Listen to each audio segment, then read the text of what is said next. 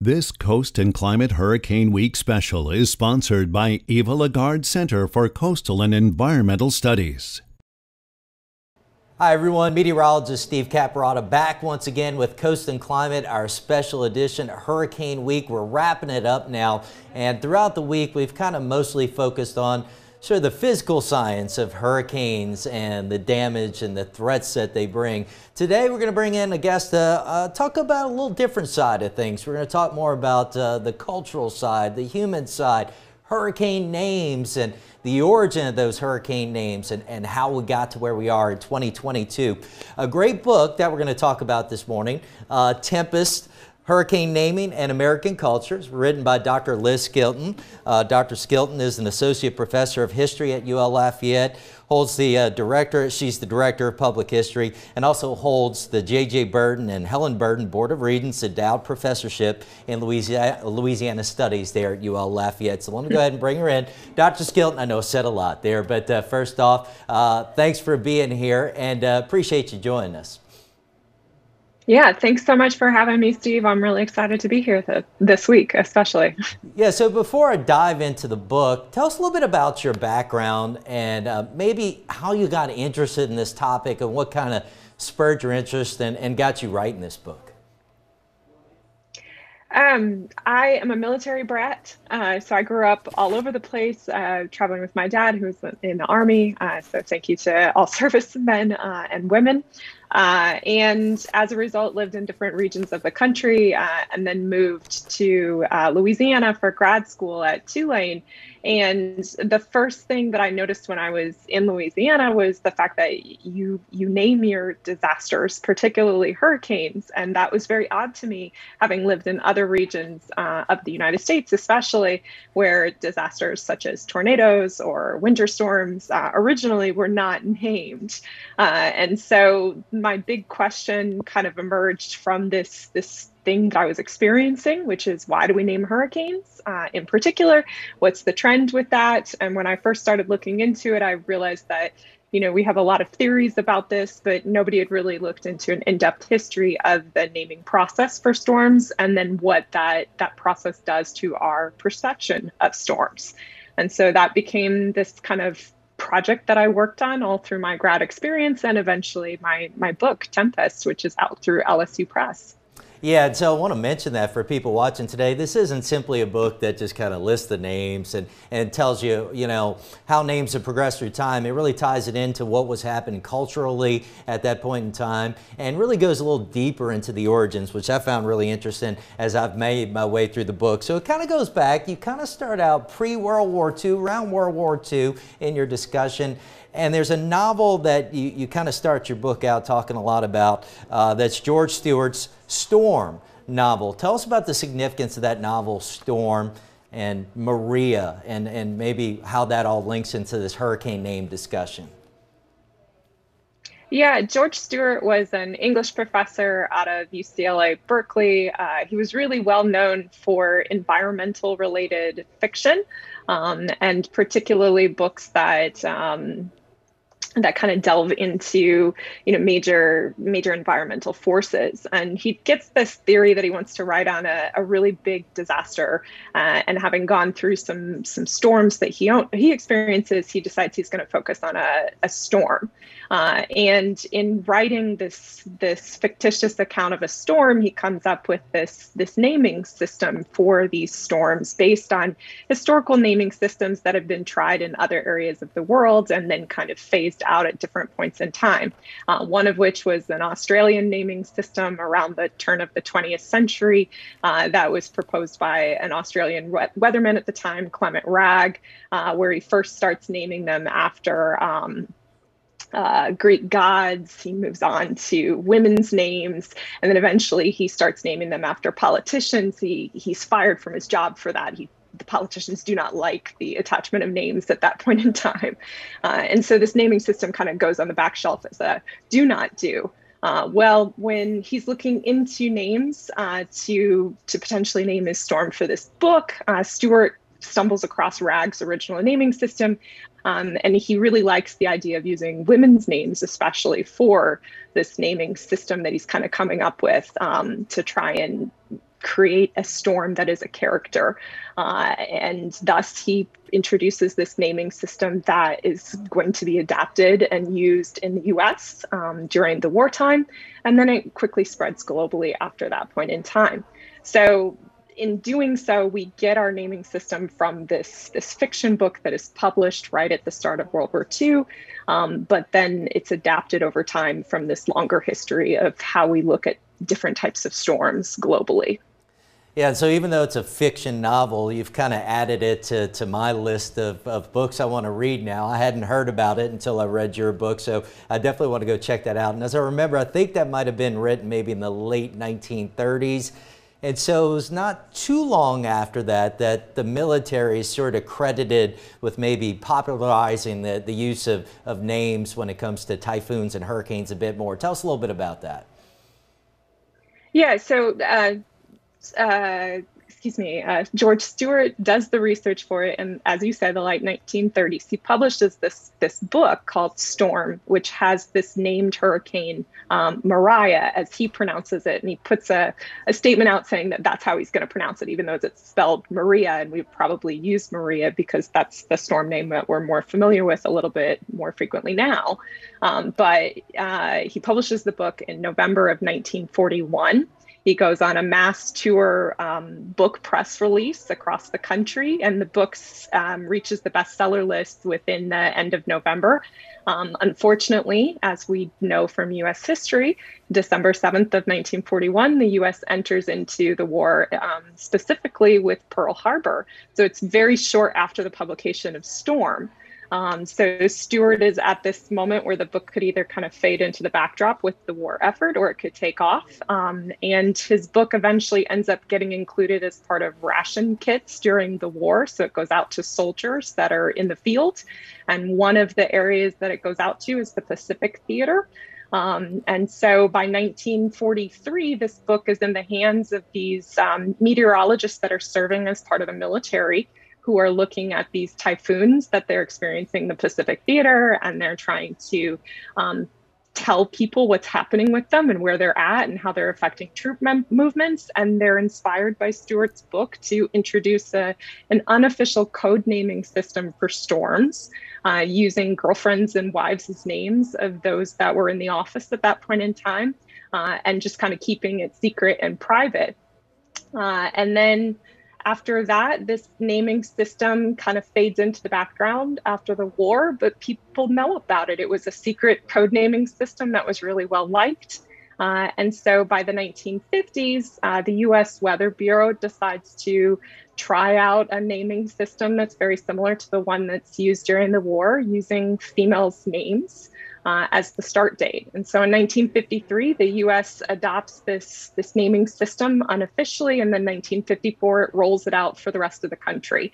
And it alternates names based on women's names that were really popular at the time. So kind of going from popular babies books during the time of the baby boom.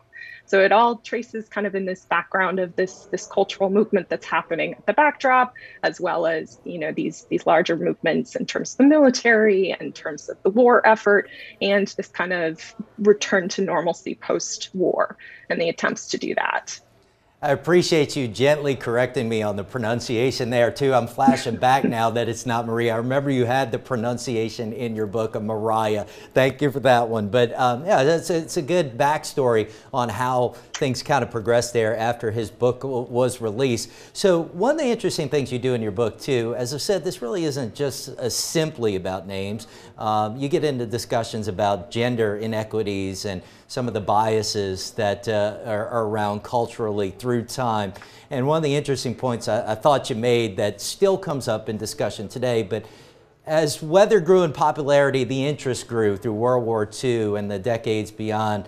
There was this role of the weather man and then the weather girl. Tell us a little bit about that and what you kind of found in researching and what you found with those names and the use of those phrases. Yeah, so almost from the get-go in the introduction of these gendered names, so female at first, from 1954 on popularly, we see the introduction of gendered stereotypes and descriptions with these names. So when we call a storm Betsy, for instance, or Camille, some of the big names for Louisiana in particular that we remember, we tend to associate certain characteristics with them that we associated with, say, bad women or women who had negative associations in our society at that point in time in the same way. The storms were destructive, they did damage, and thus, we have certain descriptors that we use when we're angry at things. And so those got attached to hurricanes very quickly. And thus, we start to see that kind of percolating at the backdrop. Within the weather culture, so meteorology in general, we're seeing shifts during the same time period. So during the war, most meteorologists shipped off to fields. So with the war effort, they served in the backdrop of things. And so we saw the introduction of women into weather bureaus during the war to kind of assist with the staffing that was needed. And we have a culture clash that happens after the war as women stay in these workplaces that maybe they would not have been in prior to the war effort. And so we see the creation of like the weatherman and the weather girl and kind of these gendered stereotypes that go with these different individuals, and that we try and wrestle with at this moment in time. So we're wrestling with it with hurricanes, and we're wrestling with it in terms of our culture. And the two will kind of come together and come to a head in the 1960s as the feminist movement starts to kick up in American society. And we're talking about sexism in our culture and discussions of equality, and particularly in workplaces. And so it's all kind of revolving around this issue of hurricane naming. It's revolving around this issue of our workplace in general. And it's kind of fascinating that it reaches a tipping point in the 1970s when these very gendered names, so female-only names at that point in time, become the focus of feminists who wish to change them as a way of kind of reflecting this larger discussion of what's happening in American society at that point in time. So for about 10 years, hurricane names become a point of discussion and whether they should be changed to something else or done away with entirely. And by the end of the 1970s, a decision is made by the Weather Bureau and then the World Meteorological Organization to introduce male names into the mix to make hurricane names more gendered or equal gendered at that point in time.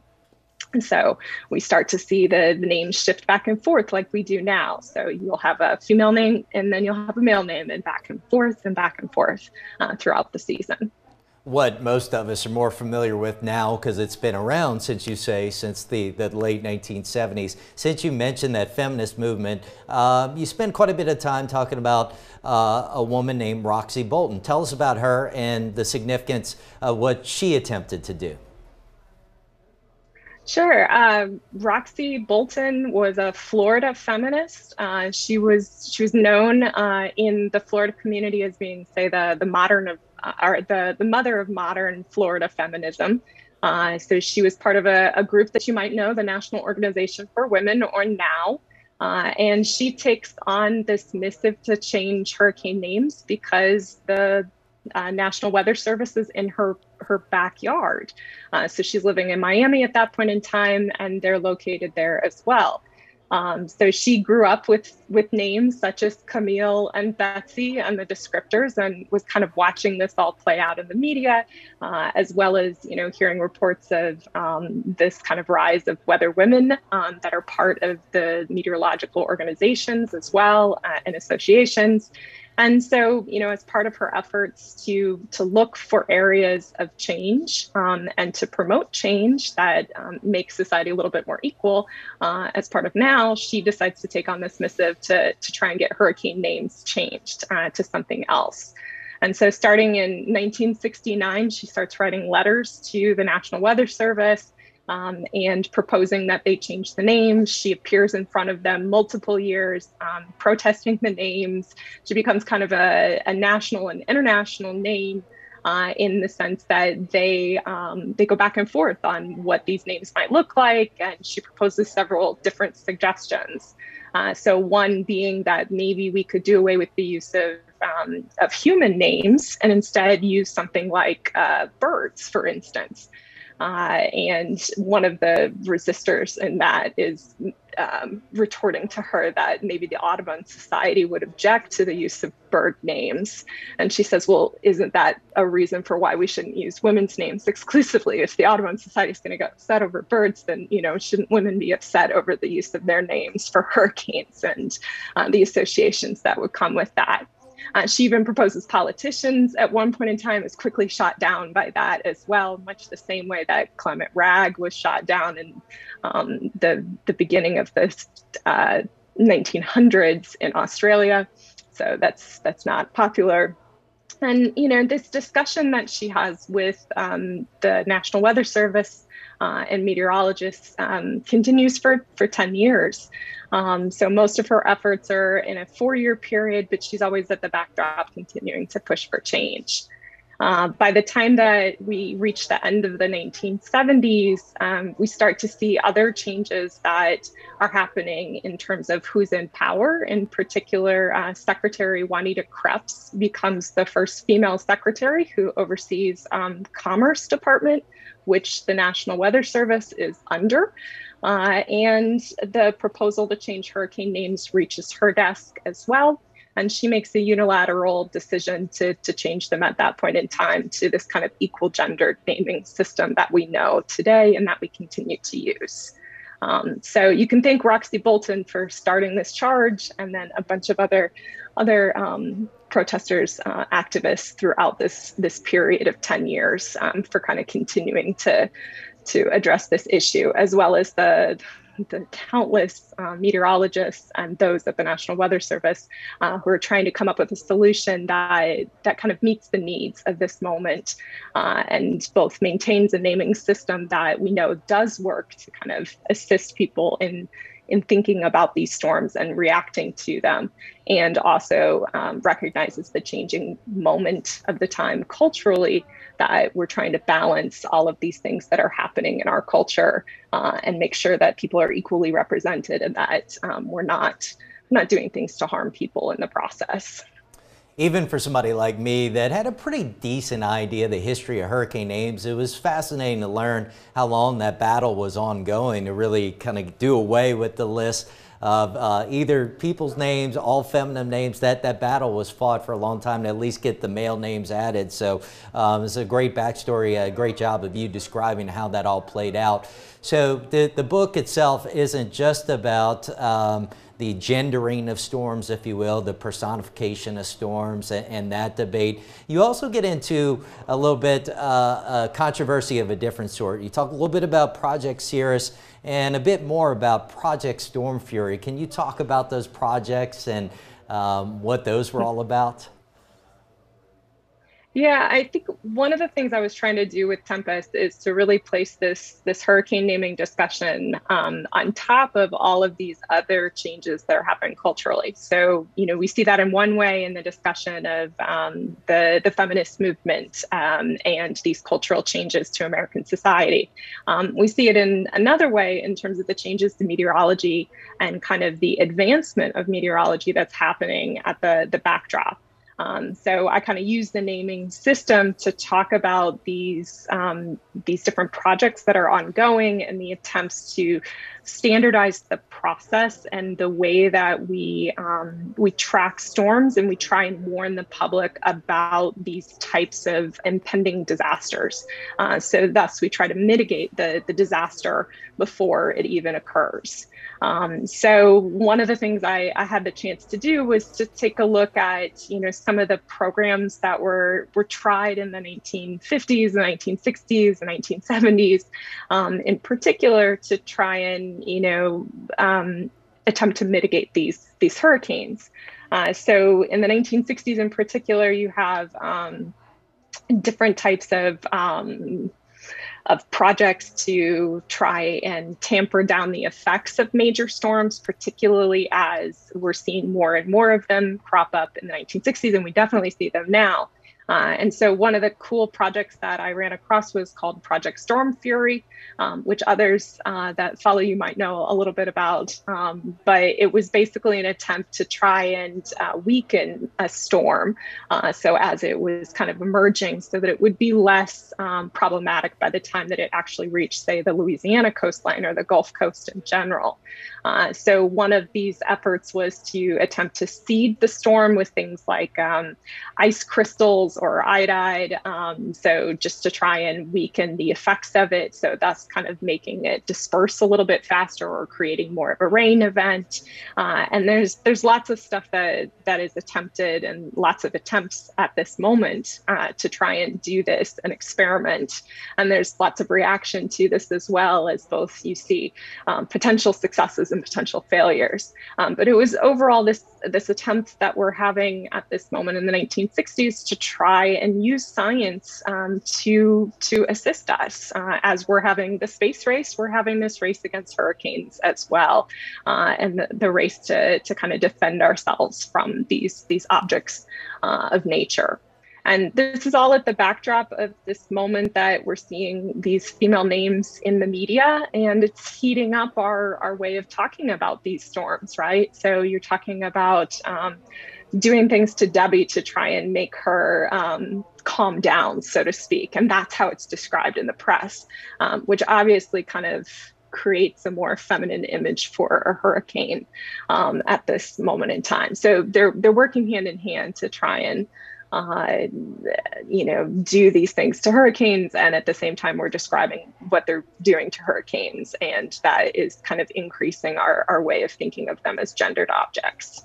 So as somebody myself that grew up in the New Orleans area, I'm well aware of the conspiracy theories about blowing up the levees, maybe to flood poor parts of the city to save some of the richer parts. One thing I learned from you, though, was that there were even some conspiracy theories that maybe Betsy had been seeded. Those were some people believed that, so something that people in this part of the world might find interesting.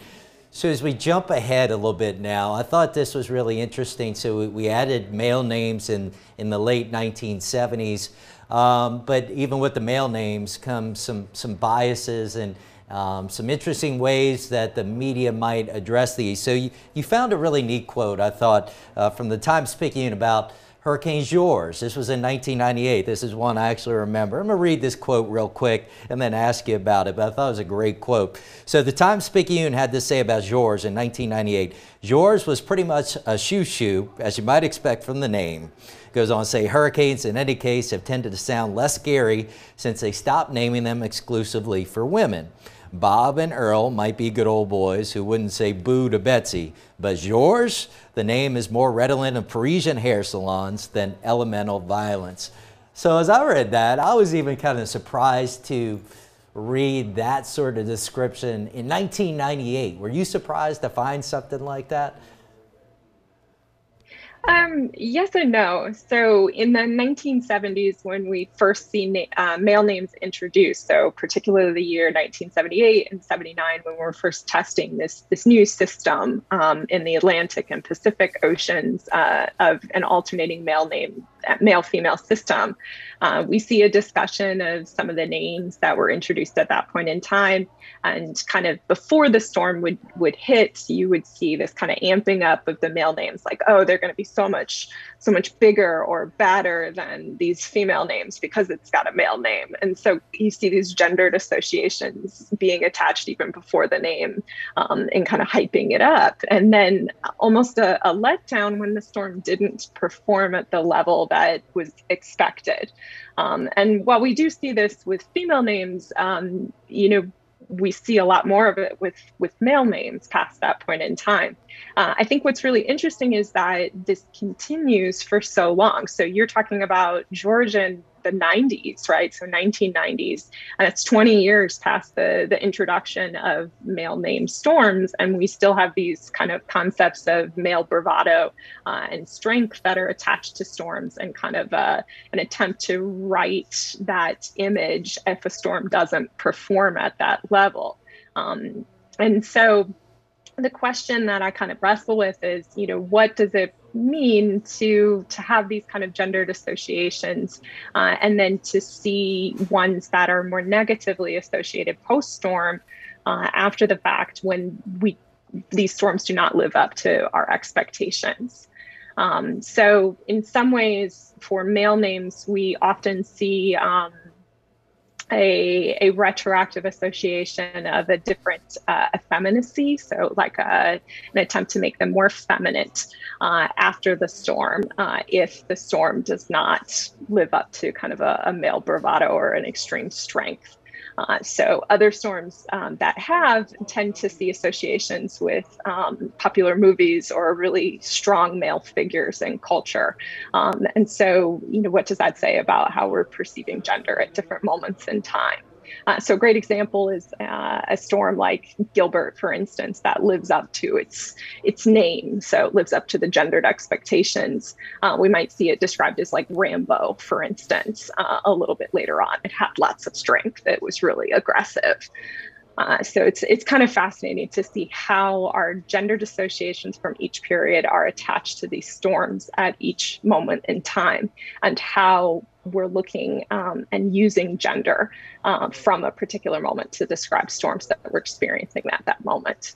I know there's some people that are probably going to find this talk about gender and storm names a little silly, but towards the end of the book, you talk about that. I think it was you did your own research, if I remember right, but looked into how people prepare and react to the different storm names, the different male versus female. What was found with that research? I thought this was pretty interesting also. When I first was setting out with this, it is a simple question, like, does gender matter when we're looking at storms names? And, is it just a silly thing to study? Like, oh, it's kind of funny to think about, but does it really affect us in the end? And the ultimate answer that I have is that it does affect us. So if we're perceiving how a storm will behave based on a name, even before the storm hits, and we're making decisions as to whether to evacuate or not based on just that name and our perception of the name. So if it's a name that you fear or that you have a reaction to, you decide to go for evacuation and thus it saves your life, then that's a big thing to think about versus a name that maybe doesn't scare you in the same way. Additionally, if our perception of other types of disasters is impacted by whether or not a name is attached to it, that's something we need to know as disaster researchers, as meteorologists who are kind of helping the public through these decision-making processes about these impending disasters should they occur. So, it really does have a larger effect on us. One of the things we've seen introduced by the Weather Channel since the 2010s in particular is a winter storm naming system. So this is something that the National Weather Service does not use, and they say that they do not recognize the Weather Channel's naming system, but it's something that the Weather Channel has introduced to kind of help the public track different types of winter storms. And those are very different than the hurricanes and tropical cyclones and typhoons that are specifically named.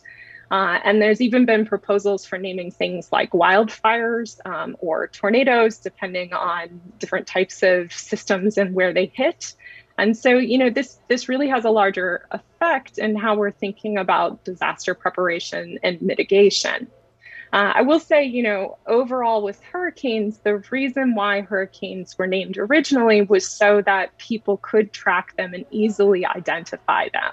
And there are certain policies that are in effect in terms of like when a storm is named, how it's named, who's regulating the name, what types of names are used.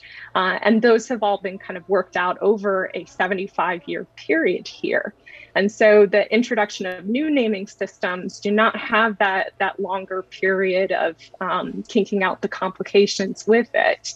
And so, we're really looking at a moment where we could go one way or another. We could see the introduction of more naming systems and thus maybe more complications with those naming systems, or we could see maybe the reduction in naming systems overall. Or a different type of standardization of naming systems for different types of disasters. The Federal Emergency Management Agency has a naming system for all types of disasters. They use a number to associate with any type of major disaster. And so whether it's a wildfire, a hurricane, a mudslide, a flood, it has a number associated with it. And those numbers kind of revolve every single year with new events that occur. And so it's just something to kind of think about, and it does affect the disaster researchers. It affects the individual that's making decisions based on whether to stay or to leave, or how seriously to take an event. And, you know, if it has an impact, we need to study it and we need to kind of understand what that impact is. I want to ask you one more question before I let you go. You kind of briefly mentioned the 2016 flood toward the end. So my question for you, and you mentioned, was the no-name storm. Do you think the fact that it was unnamed influenced both the national attention we got media-wise and from the public, and the federal response, the fact that it didn't have a name? It's a really good question. I did a ton of interviews with individuals after the 2016 floods, and I asked them specifically whether the fact that it didn't have a name made a difference. And a lot of people said that did make a difference, in that they didn't see it as the same as a hurricane. They would have made decisions differently if it had had a specific name to it. Most people said that they thought it was just a rain event. And while they knew that we do experience flooding with rain events, they didn't know the severity of this type of rain event.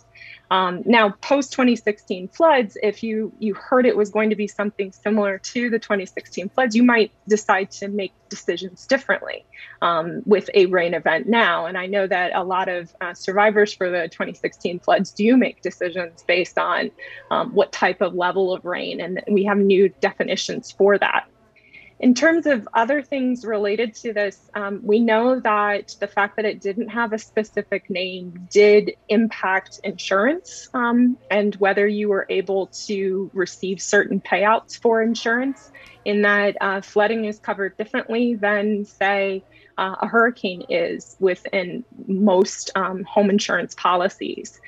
We also know that in terms of media attention, names tend to draw attention, and they tend to draw support. So if we're looking at federal funding for major disasters, we know that there is a FEMA categorization for the 2016 floods that has a role with it. So the fact that it has a number with that does play a role. But we know that in terms of charitable donations and interest in media and press and attention, that names tend to kind of draw a certain level of support with it, and that, you know, that support fades over time without kind of a specific designation. It's really hard to describe the impact of the 2016 floods, which was so widely spread across the state, to someone who just hears that it was a rain related event, that you had some flooding from rain, and versus saying, you know, that it was like Hurricane Katrina and the amount of water that's poured into these areas. And so you have two different ways of seeing that type of disaster and event. And so again, when I'm talking about the impact that names make, we're not talking about just hurricanes, we're talking about all types of disasters, and we're talking about the way that we perceive and respond to disasters in general. All right, Dr. Liz Skilton, this has been great. So I've got my copy of Tempest. Where could people find the book? You can find it on Amazon, or you can buy it off of LSU Press's website. And either way, you're welcome to get it. And I hope that you enjoy it. Feel free to drop me a line if you have questions about it. But thank you so much for having me on the show, Steve. I've really appreciated it, and to all of your listeners. All right. Once again, thank you so much for your time. Really enjoyed the book, and I encourage everyone to check it out. That is Dr. Liz Skilton from UL Lafayette. So we're wrapping up Hurricane Week here on Coast and Climate. I hope you enjoyed it. Fingers crossed for a quieter hurricane season, obviously. If you didn't get the chance to catch all of this week's episodes, you can watch those on demand on WAP Plus on our website as well. And in the meantime, Coast and Climate will continue to produce episodes every Thursday, 10 o'clock in the morning. So be sure to tune in for those. We'll see you next week. This Coast and Climate Hurricane Week special is sponsored by Eva Lagarde Center for Coastal and Environmental Studies.